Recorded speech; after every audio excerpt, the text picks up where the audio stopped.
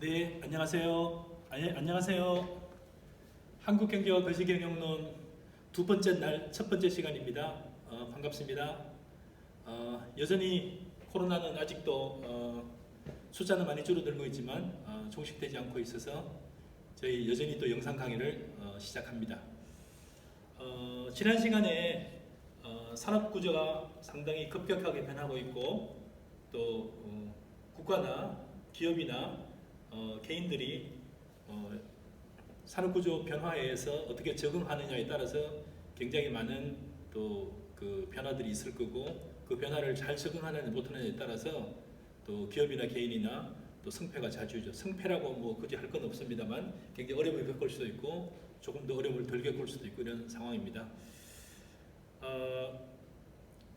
한국경제 거시경영론은 제가 특별히 교과서로 하거나 또 특별히 정해진 텍스트를 위주로 하는 것보다 우리나라 경제 전반과 또 이런 걸 살펴보면서 그리고 글로벌 경제 전반을 살펴보면서 또 거시경영론 특히 이제 거시경제학은 있지만 거시경영론적 개념 거의 아마 많이 쓰지 않는 개념인데요. 저희 학교에서는 특별히 이제 벤처기업이라든지 벤처기업 컨설팅하는 많은 사람들이 있기 때문에 기업들이 거시경영적 측면에서 어떻게 행동을 하고 어떻게 또 컨설팅도 하고 또 본인들의 또 길이라든지 또 학문적으로도 어떻게 연구할 건가에 관해서 사실 많은 초점을 맞추고 있습니다. 지난 시간에 이제 결국에는 산업구조 변화에 적응하느냐 적응하지 못하느냐 관련돼 가지고 굉장히 중요한 또 성패가 좌우되고 중요한 영향을 미친다는 것까지 하고 끝냈습니다. 오늘 시간에는 또 다른 여러 또 수업들을 또 해야 됩니다만 제가 이번 시간에서 특히 먼저 이제 첫 시간에 제가 다루고자 하는 것은 어제 미국의 그 다우존스 지수 또 나스닥 지수가 약 12% 빠졌습니다. 아마 블랙 먼데이 이후에 사상 두 번째로 큰 폭락을 겪었는데요. 소폭 하락이 아니라 그야말로 폭락을 겪었습니다. 하루에 12%가 빠졌다는 것은 수십 년 동안 또 수년간 그 누적되어 왔던 이익을 거의 하룻밤에 거의 다 날리는 그런 거의 굉장히 암울한 그런 그 과정들을 겪었고요. 또 특히나 그런 그 주식 투자나 뭐 펀드를 하거나 또 포트폴리오를 구성하는 많은 사람들 중에서는 또 주식 부분에 상당히 많은 퍼센트를 두신 분들도 많고 또 거기다 레버리지까지 사용해서 신용을 사용해가지고 실제로는 1, 2억 투자하지만 그 투자의 영향은 3, 4억 또는 몇 억을 평생 모은 돈을 다 주식에 또 투자하는 분이 있을 것까지 있을 정도로 굉장히 뭐 많은 다양한 사람이 있는데 특히 주식 비중이 높은 사람들 같은 경우는 만약에 어제 하루에 약 12%가 빠졌는데 만약에 신용을 사용해가지고 예를 들어서 뭐 내가 가진 돈은 2억인데 뭐 6억을 투자했다 했을 경우에 거의 어제 하루에만 하더라도 거의 1억 이상의 돈이 날아가는 상당히 큰 충격을 받았을 것 같습니다. 이거 우리나라의 일이 아니라 물론 뭐 미국의 얘기지만 세계 주식시장이 굉장히 연동되어 있습니다. 거시경제 지표를 특히 한국 경제를 이야기하면서 중간중간에 제가 글로벌 이슈로 계속 얘기하고 같이 다룰 텐데요. 한국 경제라는 자체가 요즘에는 세계 교류가 굉장히 활발해져 있고 국제화되고 글로벌화되어 있기 때문에 일반 아까 주식 같은 이런 그 금융뿐만 아니라 제품을 만드는 제품이라든지 서비스 시장 같은 경우도 상호 굉장히 밀접하게 돌아가고 있습니다. 최근에 코로나 사태로 인해 가지고 미국 주식시장이 폭락했다고 제가 예를 들었습니다만 미국 시장뿐만 아니라 유럽 시장도 미국 시장 못지않게 큰 폭락을 겪었고요. 우리나라 시장만 하더라도 최근 며칠 동안에 상당히 많은 주식의 대폭 폭락을 경험하였습니다. 한두 달 전에 2100 정도 선을 유지하고 있던 우리나라 주식시장도 지금 1600선을 유지할 정도로 몇 퍼센트가 떨어졌다고 할 수 있을까요? 거의 20% 가까운 그 폭락을 겪거든요. 개별 종목을 예를 들면은 뭐 개별적인 종목의 가격은 이제 굳이 얘기하지 않더라도 대표적인 종목을 예를 들어 삼성전자 같은 주식이라든지 이런 보면은 6만 원대를 넘어서고 경우에 따라 5만 원대 후반을 겪다가 지금은 4만 원대 중반 정도를 겪을 정도 거의 몇 퍼센트가 떨어진 거죠. 그래서 안정적인 주식이구나라고 하면서 주식에 투자했던 분들 같은 경우도 얼마나 많은 아픔을 겪을지 저희가 상상이 갑니다. 그래서 저희가 주식 투자자를 얘기하는 것도 아니고 또 개별 개인들을 얘기하는 것도 아니고 한국 경제가 특히 거시 경영이 어떻게 돌아가느냐를 따져볼 때 글로벌 경제 또 한 지표만을 살펴볼 때 코로나라는 것은 주식하고 아무런 관계가 없습니다. 뭐 코로나라고 했을 때 직접적으로 관련이 되는 건 예를 들면 이런 거겠죠. 주식을 예를 들어 코로나와 관련된 테스트 장비를 테스트 진단 키트를 만드는 어떤 제약회사라든지 어떤 바이오 회사가 직접 연관이 되어 있겠죠.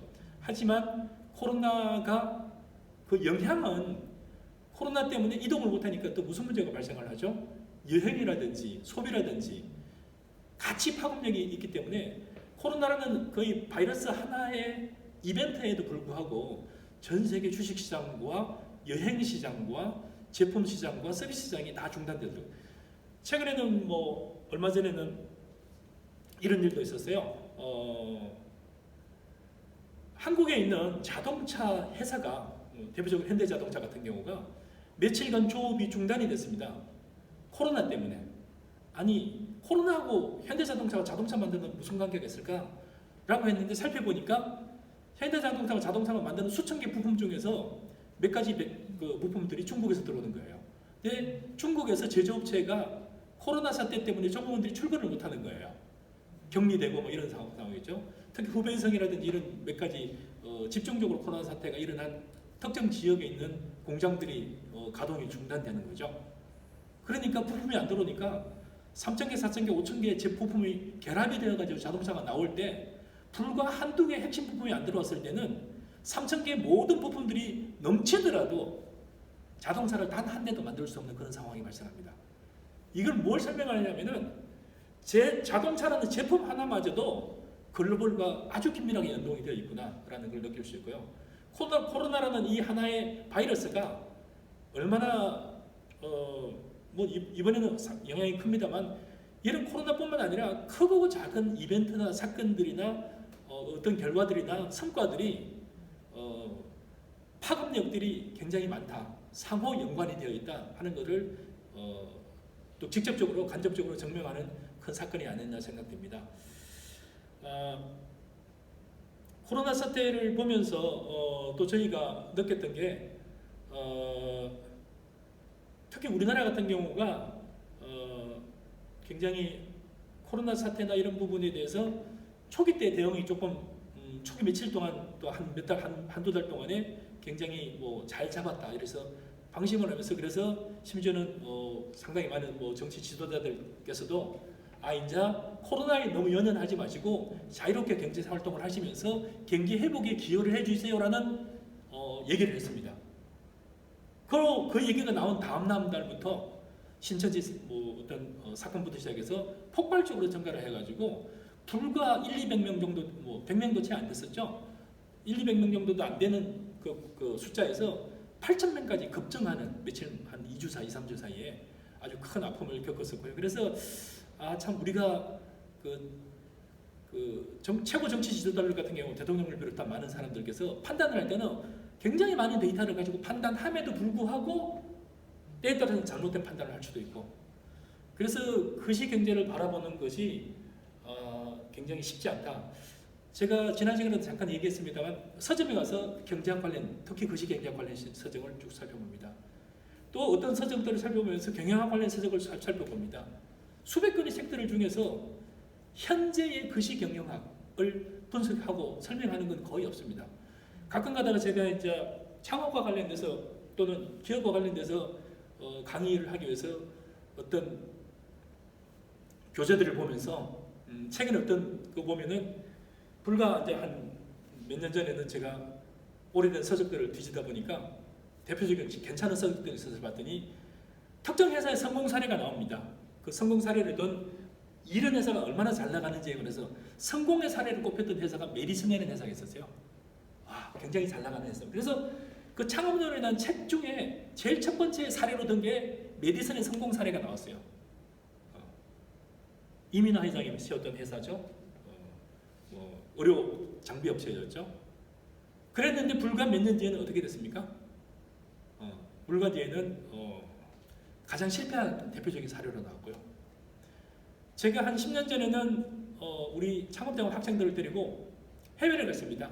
창업대학 학생들을 데리고 인솔해서 제가 핀란드, 노르웨이, 스웨덴 이런 3개국을 방문하면서 특별히 그쪽에 방문했던 이유가 우리 학생들이 보고 싶어 했던 이유가 노키아라는 회사와 노키아 클러스터를 보고 싶었습니다. 노키아를 갔던 이유가 노키아는 어떻게 해서 세계적인 핸드폰 제조업체로 변신을 했을까? 그리고 노키아가 얼마나 잘 돌아가고 있을까? 그래서 저희가 핀란드를 방문해가지고 노키아를 중심으로 해가지고 노키아뿐만 아니라 노키아에 있는 주변에 있는 대학들하고 연구소들하고 수많은 클러스터를 살펴보면서 그 이후에 저희가 경험했던 것은 노키아 성공 사례를 수많은 책에서 봤습니다. 저희 학교에서도 그걸 또 강의를 했었고요. 어떻게 산학연 연계를 잘하고 있고 국가에서 어떤 지원을 하고 있고 노키아 사람들은 어떤 특성을 가지고 있고 핸드폰은 또 어떤 과정들을 거치면서 계속해서 변신을 하고 진화를 하는지에 관해서 저희가 연구도 하고 아주 모범 사례로서 갔다 오면서 아주 몇 년간을 노키아 얘기로 하면서 제가 아주 좋은 수업 재료로 좋은 강연 재료를 썼습니다. 그 세계적인 회사가 노키아 회사가 결국은 불과 몇 년 뒤에 제가 갔다 온 지 채 10년도 채 지나지 않아서 노키아는 대표적인 실패 사례로도 바뀌었습니다. 이렇게 저희가 거시경제학적 측면에서 봤을 때 개별적인 기업들은 거시경제학의 속에서 보면은 큰 숲 속에서 하나의 나무인데요. 노키아라는 회사가 이 망하게 된 과정들, 또 실패하게 된 과정들을 보면서 결과로서는 참 분석을 하기 편합니다만 노키아가 가장 잘 나갈 때 이 회사가 무너질 수 있겠구나라고 예측한 사람은 하나도 없습니다. 근데 노키아가 무너졌고요. 그래서 우리가 거시 경영을 살펴보기 굉장히 어렵고 그래서 어떤 점을 봐야 될지에 관해서 굉장히 많은 논란들도 있고 이론가들도 있는데 그런 등등의 부분에서 특히 한국제경 거시경제학이라는 부분에서는 여러분들이 특정한 한 회사라든지 한 초점, 금리라든지 이런 성장률 이런 게 아니라 다양한 측면을 종합적으로 바라보는 그런 사고들을 이 수업을 통해서 여러분들이 좀 체험하는 그런 시간이 되었으면 좋겠습니다. 잠깐 쉬었다가 계속 연장을 하겠습니다.